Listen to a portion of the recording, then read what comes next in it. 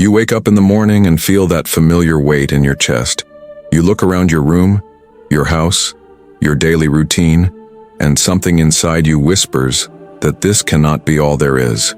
You go to work, you talk to people, you smile when you should smile, but there is an emptiness that follows you like a shadow. You have everything that society says should make you happy, yet you feel like a stranger in your own life. At night, when the noise finally stops, you lie in bed and wonder if there are others like you, others who carry this inexplicable longing for something deeper, something more real than the endless cycle of tasks and obligations that fill your days. You search for answers in books and conversations and experiences, but nothing seems to fill that void that grows larger each day. You feel alone in this search, as if you were the only one who perceives that there is an invisible dimension to existence that everyone else seems to ignore or has forgotten how to see. If these words resonate with something deep inside you, then you are one of those who walk alone and carry signs that few can recognize. You are part of a particular type of human being that the great scholar of religions Mircea Eliade called homo religiosus, the religious human, but not religious in the conventional sense of following a specific faith or attending services on weekends. No, you are religious in a much more profound and ancient sense. You are someone whose very being is oriented toward the sacred, someone who intuitively knows that reality has layers that extend far beyond what is visible and tangible. You carry within yourself an ancestral memory, a nostalgia for a time when the world was enchanted, when every tree could be a revelation, when every moment held the potential for a divine encounter. Eliade spent his entire life studying this fundamental distinction between two types of human consciousness, two completely different ways of experiencing existence. On one side, there is modern man, whom he called profane man, who lives in a desacralized world where things are just things, where time is just the mechanical succession of moments, where space is just empty extension waiting to be filled with productivity and consumption. This man has lost the ability to perceive what Eliade called hierophanies, those moments when the sacred breaks through the ordinary fabric of reality and reveals itself in forms that can be as simple as the way light falls on a wall at sunset, or as complex as the ritual symbolism found in ancient temples. But you, if you recognize yourself in these words, you belong to a different lineage. You are someone who still carries within yourself the capacity to perceive the sacred in the midst of the profane. Someone who knows that behind the apparent randomness of daily events, there is an order, a meaning, a presence that transcends the purely material. This does not make you better or worse than others, but it does make you different. It makes you someone who lives with a constant tension between two worlds. The everyday world that demands your practical attention, and that other world that calls to you from the depths of your being. Eliade discovered that throughout history and across all cultures, there have always been humans like you. In ancient Greece, they were the ones who understood that certain places were sacred, that certain times of the year opened portals between the human and divine worlds. Among Native Americans, they were the shamans who could see spirits in the forest and hear messages in the wind. In medieval Europe, they were the mystics who found God not only in cathedrals, but in the flight of birds and the changing of seasons. In the Hindu tradition, they were the sages who perceived Brahman in every grain of sand and every star in the sky. What united all these people across time and space was not a specific belief system, but a particular way of experiencing reality. They all shared what Eliade called the experience of sacred space and sacred time. For them, space was not homogeneous. There were places charged with power, places where heaven touched earth, places that served as an axis mundi, a cosmic center that connected all levels of existence. Similarly, time was not uniform. There were moments that opened to eternity, moments when the mythical time of the beginning could be relived and renewed. You know what touches me most when I read your messages? It's realizing that we're not alone in this search. If you're listening to me now and feel that emptiness, that sensation that something important is missing in your life, I want you to know that I understand exactly what you're going through. There were moments when I also felt completely disconnected from the sacred, lost in the midst of a routine that seemed to suck all the magic out of existence. That's why I want to ask you a very direct question. What was the last moment you felt there was something greater than yourself present in your life? It could have been contemplating a sunset, listening to music, or simply in an instant of silence. If you feel comfortable, write in the comments, "I miss the sacred in my daily life," and briefly tell when that last moment was. Your story might be exactly what someone needs to read today to feel less alone in this journey. And I promise I'll read each comment with the care it deserves. The tragedy of modern life is not that the sacred has disappeared from the world, but that we have lost the eyes to see it. Eliade understood this when he wrote about the difference between sacred time and profane time. In profane time, which is the time in which most of us live, each moment is just another moment in an endless linear sequence. Monday follows Sunday, January follows December, this year follows last year, and everything seems to move toward an inevitable end without meaning or transcendence. But in sacred time, that time accessible to homo religiosus, every moment has the potential to be an opening to eternity.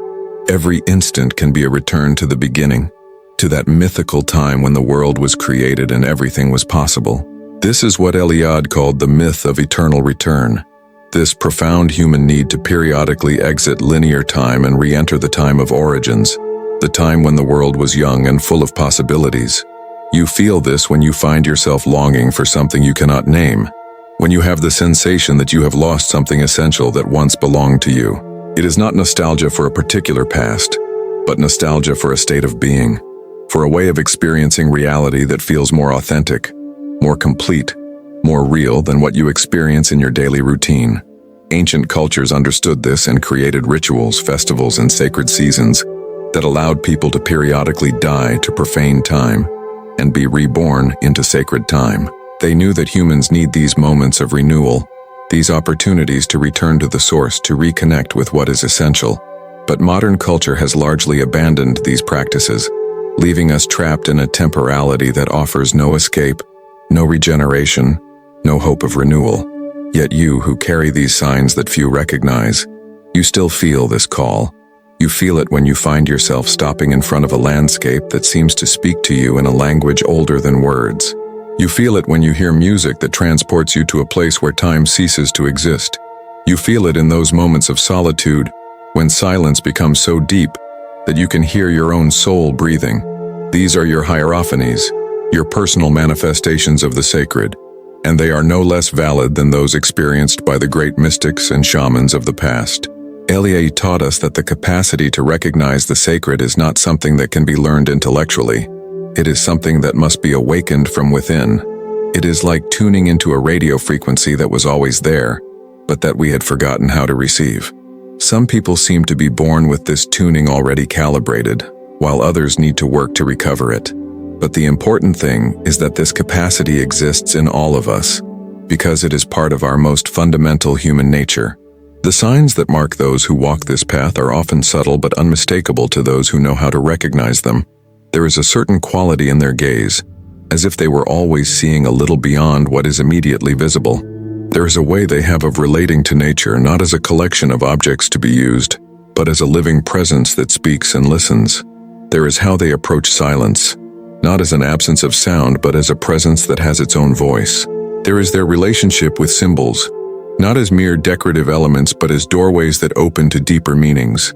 These people often feel like exiles in modern society, not because they cannot function in the ordinary world, but because they carry within themselves a constant awareness of other dimensions of reality. They are the ones who stop to really look at the moon, instead of just glancing at it while thinking about tomorrow's tasks. They are the ones who feel that every encounter, every coincidence, every seemingly random event might be part of a larger pattern that extends beyond immediate understanding. If you recognize yourself in this description, then you know what it means to live between worlds. You know the loneliness of carrying perceptions that others do not share, the frustration of trying to explain experiences that have no adequate words in ordinary language. But you also know the incredible richness that comes from this sensitivity, the deep joy that arises when you recognize the sacred in the midst of the everyday, the profound sense of connection that emerges when you feel yourself part of something much larger than your individual existence. Eliade showed us that this way of being in the world is not an anomaly or an escape from reality, but actually a fuller and more complete way of experiencing what it means to be human. Those who walk alone and carry these signs are not lost souls seeking refuge from a harsh world. They are guardians of an ancient wisdom, keepers of a sacred fire that must not be allowed to go out. They are the ones who remember that the world is more than it appears, that life has depths that extend far beyond the surface of daily events. In traditional cultures, these individuals were honored and sought out for their wisdom. They were the shamans, the seers, the wise women and men who could read the signs that others could not see. They were the ones who could travel between worlds, who could bring back messages from the realm of the sacred to help others navigate the complexities of human existence. Today, many of these people walk among us without recognition, without understanding from society about the gift they carry. But perhaps this is exactly what our time needs.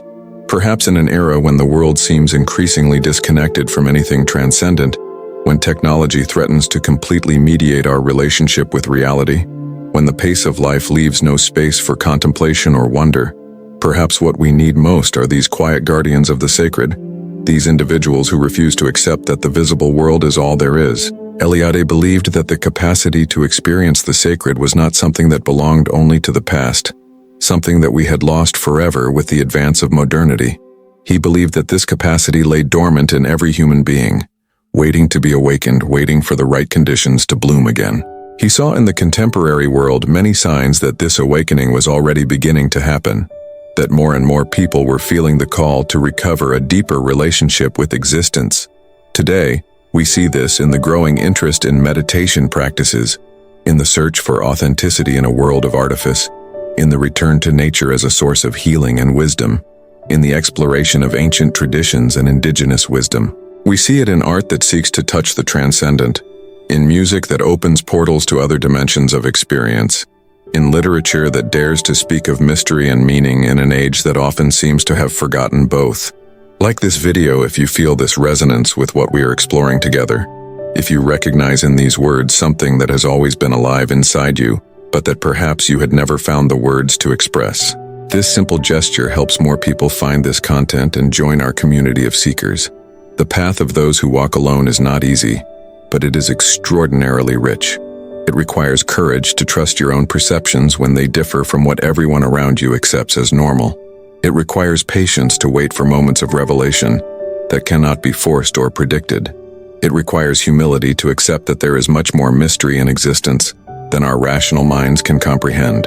But it also offers gifts that are unavailable to those who live only on the surface of things. One of these gifts is what Eliade called cosmic consciousness, the ability to feel connected, not just to other human beings but to the entire web of existence. This is not an abstract philosophical concept but a lived experience, a sensation of being part of something so vast and beautiful that individual concerns dissolve into a larger harmony. It is what you feel when you look at the starry sky and suddenly understand that the same elements that form those distant suns also form your own body, that you are literally made of stardust, that you are not separate from the cosmos but an expression of it. Another gift is the capacity to find meaning in suffering, to understand that the difficulties and challenges we face are not arbitrary punishments, but opportunities for transformation and growth. This does not mean becoming passive in the face of injustice or accepting unnecessary suffering as inevitable. Rather, it means understanding that even our deepest pain can become a doorway to greater compassion, greater wisdom, greater connection with our shared humanity. Those who carry these signs also often develop what we might call symbolic consciousness, the ability to read the deeper meanings hidden behind the appearances of things.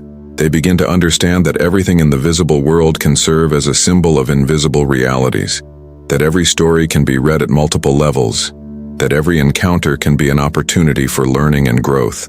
This capacity transforms life into a constant conversation with mystery, a continuous dialogue with the sacred dimension of existence. But perhaps the greatest gift is the recovery of wonder, that childlike capacity to be amazed by the simple fact that anything exists at all. In a world that often takes existence for granted, that treats the miraculous as mundane, those who walk this path maintain their ability to be astounded by the sheer improbability and beauty of life. They can still be moved to tears by a sunrise, still feel their hearts expand when they witness an act of unexpected kindness, still experience awe when they contemplate the complexity and elegance of a single flower.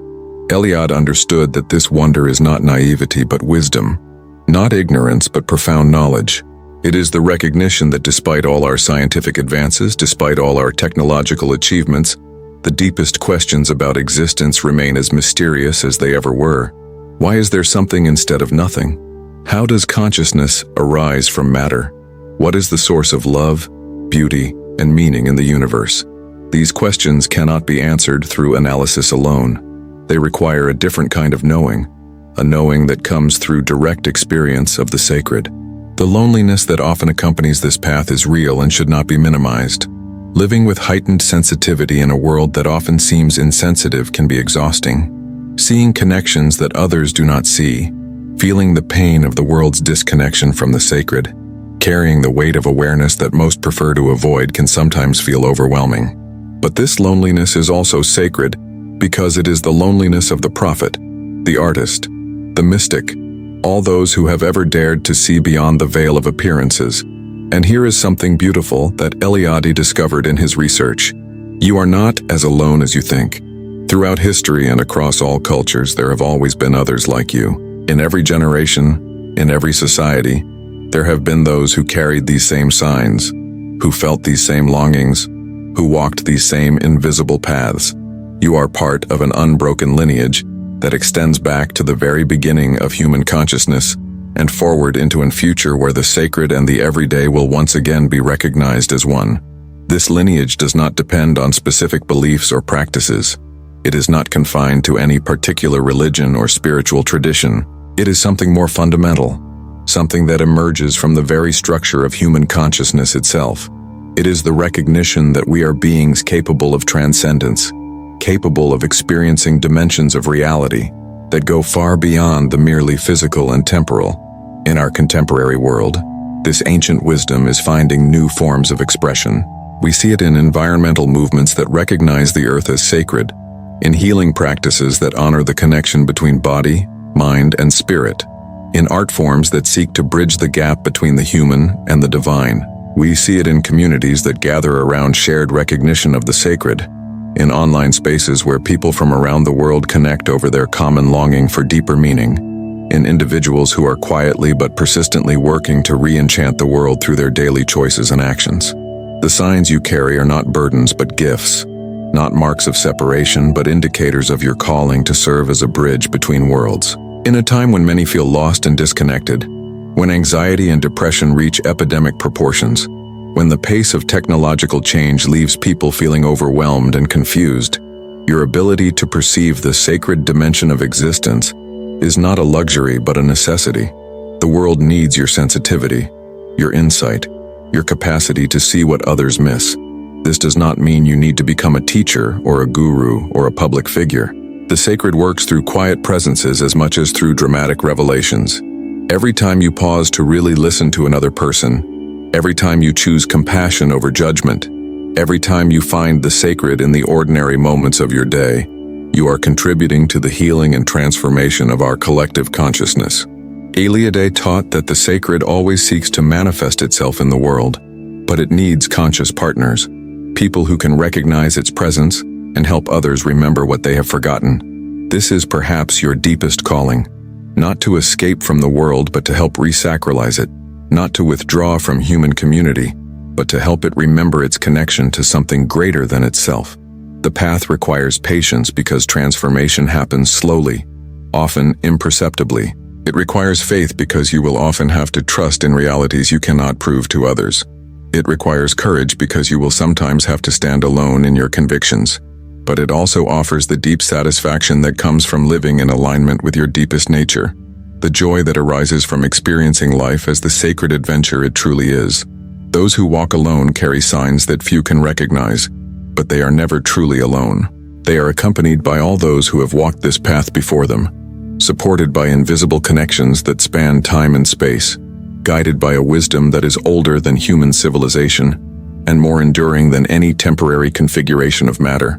They are the guardians of humanity's most precious inheritance, the knowledge that existence itself is sacred, that consciousness is a gift beyond measure, that every moment offers an opportunity for communion with the infinite.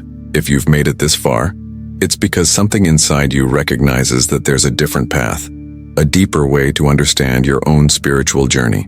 I know what it's like to feel lost amid so much noise of the modern world, seeking answers that always seem to slip through your fingers. That's why I created this space, this refuge where we can explore together the ancient wisdom that still pulses alive in our hearts. When you subscribe to this channel, you're not just clicking a button, you're joining a community of people who, like you, feel that life has deeper layers waiting to be discovered. Here you'll find not just knowledge, but genuine embrace for your thirst for meaning. Subscribe now and be part of this journey of rediscovering the sacred in everyday life. Your soul deserves this gift. The world needs this ancient knowledge now more than ever.